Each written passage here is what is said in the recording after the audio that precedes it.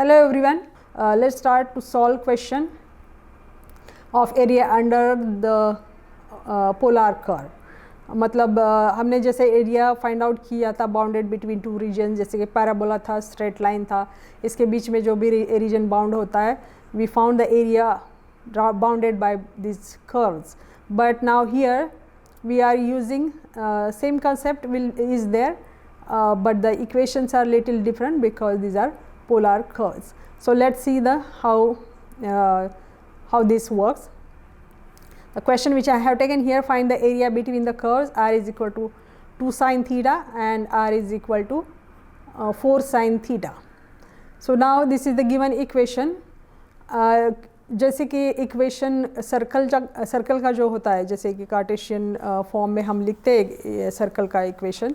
आपको पता होगा ये सर्कल का इक्वेशन जब लिखते थे x minus h bracket square plus y minus k bracket square which is equal to r square. This is how we write the equation. Now in the polar form the same similarly in the polar form circle का equation हम जब लिखते हैं then it is like r is equal to a होगा. This is also we can write it, then r is equal to a cos theta. This is also one equation. Then r is equal to a sin theta. This is all are equations of circle in polar form. So यहाँ पे सिर्फ एक बात आपको समझ लेनी है कि whenever this is given in this format, the center is lying at origin 0 0 and radius is a. This is the radius of this circle. यहाँ पे जो भी whenever the जब भी आपको इक्वेशन ऑफ सर्कल दिया जाएगा r is equal to a cos की फॉर्म में जब दिया जाएगा तब उसका सेंटर होता है x एक्सिस के ऊपर, तो वो होगा a into zero, a and zero, and the radius will be, यहाँ पे हम 2 लिखते हैं so it will be easy to understand. So यहाँ पे जो भी आएगा कांस्टेंट उसकी वैल्यू को हमें हाफ करना है. तो उसके 2a को अगर हाफ करती हूँ तो radius I will get it, so I will get a. अगर a होता तो a/2 आ जाता था.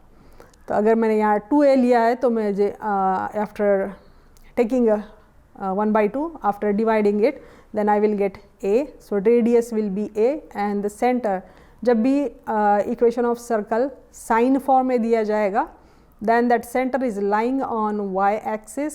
So y axis पे x coordinate 0 होता है and this will be the center 0a. So this is something which you have to keep it in mind. It depends on the equation how it is given in which format. Depend करता है उसके ऊपर कि circle किस तरह से आप form करोगे, either it on x axis और वाई एक्सिस, और उसका ओरिजिन कहाँ पे लाई करता है, 0 पे ऊपर करता है. So this is how it will be. Now let's take the question, the equation which is given in the question. It's given in the form of r is equal to 2 sin theta. So आपको मतलब from the equation आपको पता चल रहा है उससे. So radius जो है इसकी यहाँ पे जो कांस्टेंट होगा उसको डिवाइड बाय 2 करना है. So the radius became 1 and that's how we got the radius is equal to 1. And since it's given equation in the form of sin theta, so that's the reason we can say that its coordinates origin will be 0a because it will be lying on the y axis. So that's why in the on the y axis x coordinate is always 0, so 0 1 it became. Now similarly equation 2, मतलब जो भी second equation दिया है हमें r is equal to 4 sin theta, we have taken it as a second equation. So वो circle अगर हम compare करते हैं, so the constant value is 4. If you divide it by 2 you are getting 2 and the value of center will be lying at 0a. a की value 2 है, so center is lying on the y axis, so x coordinate is 0, so 0 2 that will be its center. So ये सारी बातें आपको अच्छी तरह से पता होनी चाहिए कि whether it is the circle is where the center is lying on x axis, y axis or at origin, and how much will be its radius. That concept should be clear to you. if it is clear, then by looking at the equation you will easily get the idea about it. ये important होता है क्योंकि आपको this curve you have to trace it in order to find the area. आपको curve को plot मतलब sketch you have to draw it.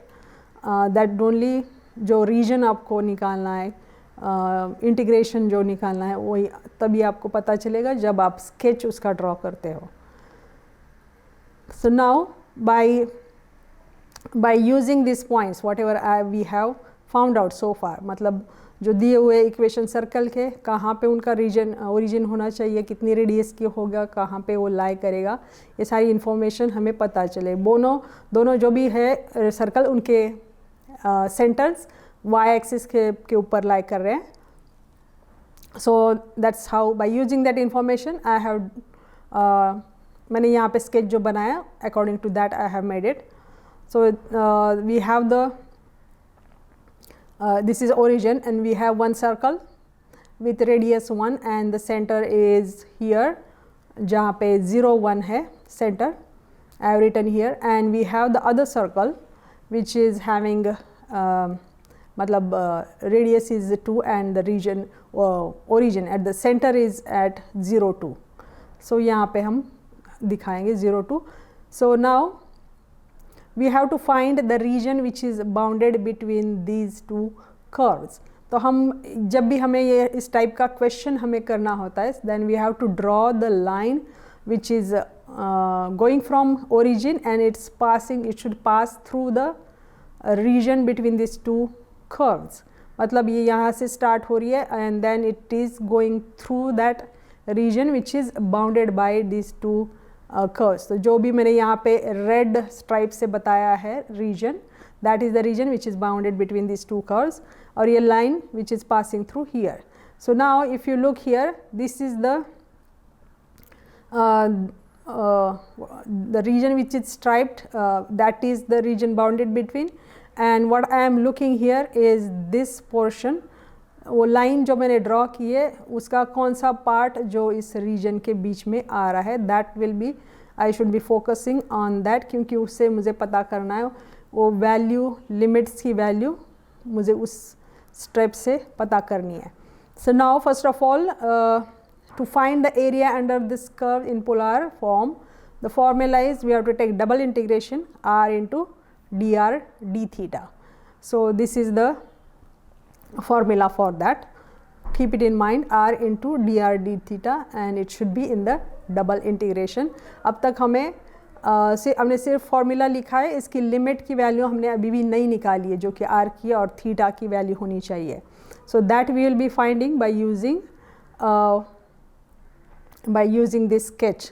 तो यहाँ पे अगर आप देखते हो इस स्केच के ऊपर जो स्ट्राइप एरिया मतलब जो मैंने डार्क किया है उस लाइन का पार्ट, उसको हम यूज़ करेंगे. If you see here this point of is lying on the inner circle which is having equation r is equal to 2 sin theta, और इसका अपर पॉइंट जो है that is lying on the outer circle which is having the equation r is equal to 4 sin theta. तो ये अपर और lower and जहाँ पे touch कर रहे हैं उस पार्ट ऑफ लाइन के, that is gonna be our limits for r. So which is I have written over here. Lower limit जो है 2 sin थीटा जो कि हमारा इनर सर्कल का बाउंड्री के तरफ टच हो रहा था, और upper limit upper point of that part of that line was touching to the outer circle जिसका इक्वेशन था r is equal to 4 sin theta, वो मैंने यहाँ पे लिखा है. सो r की वैल्यूज़ मुझे उस पार्ट से पता चल चुकी है, r की limit. Now this is how we found it. Now if you look at this one, this region is bounded between the, if you look at the theta की लिमिट अभी भी हमने नहीं निकाली है. थीटा यहाँ पे 0 होगा, यहाँ पे π/2 and here it will be pi. हमें region find out कर रहा है. our region is lying in first quadrant and in second quadrant. तो थीटा की वैल्यू होगी 0 to pi. that is very clear. so हमने थीटा का लिमिट लिया है 0 to pi. now as usual like variable का हम बाद में variable will be taking first integration will be taking first, उसके बाद हम कांस्टेंट का इंटीग्रेशन लेते हैं. तो now let's start taking integration. 1/2 जो भी है कांस्टेंट इंटीग्रेशन के बाहर आ जाएगा. आर स्क्वायर का integration that will be inside, and we will keep taking R का integration, not R square. R का integration R square by 2, upper limit lower limit हम रखते हैं उसमें. Then we will getting like 4 sin theta bracket square, ये upper limit मैंने रख दिया, माइनस लोअर लिमिट की value 2 sin theta bracket square. After finding square 16 sin theta 4 sin square theta, then once you simplify this I will get 12 sin square theta. तो इस तरह हमने r का इंटीग्रेशन कर लिया. Now next step is we have to integrate with respect to theta, and then we will substitute the value of upper limit and lower limit of theta. So now यहाँ पे if you see here in the previous यहाँ पे हमने value integration की है 0 to pi ली हुई है. So because our region was, यहाँ पे जो मैंने बताया हमारा region which is required, which is bounded in between 2 quadrants first and second. लेकिन जैसे भी आप देख सकते हो यहाँ पे कि इट इज़ सिमेट्रिकल, मतलब जितना भी पार्ट ए फर्स्ट क्वाड्रेंट में है उतना ही पार्ट एरिया उतना ही सेकेंड क्वाड्रेंट में भी है. It is symmetrical, that region which is shaded it is symmetrical about Y axis.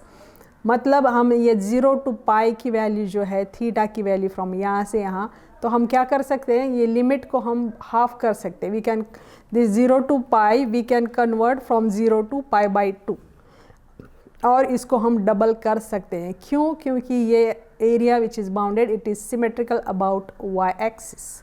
Why we are doing it? Because it is easy to solve the integration. Instead of finding it from 0 to pi we will just find it. So ये important step है जहाँ पे मैंने since this region is symmetrical about y axis, I have changed this limit. If you focus on this one, instead of 0 to pi I have made it here 0 to pi by 2 and doubled it, क्योंकि same ही area का integration करेंगे और उसको double कर देंगे. So other than that same as it is. 6 is constant, take it outside, 12 हो जाएगा, and inside the it will be sin square theta d theta. Now जो भी हमने रिडक्शन फार्मूला वहाँ हमने पढ़ा था उसको हम यहाँ पे यूज़ करेंगे, so that integration becomes quite easy to solve.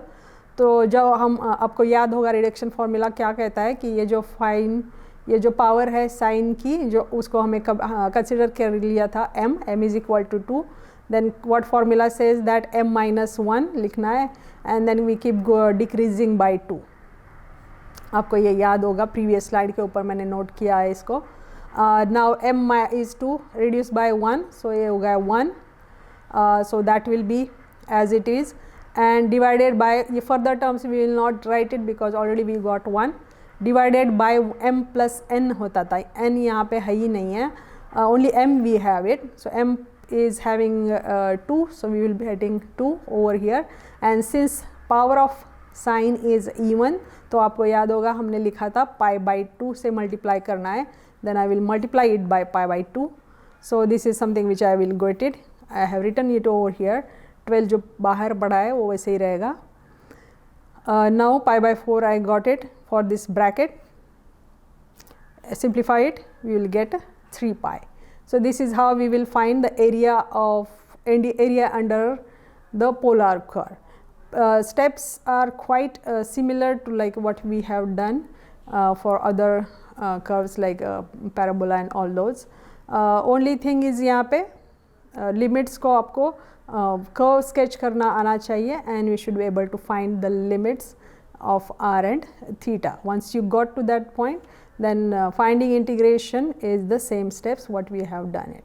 Hope it is clear for you. Thank you.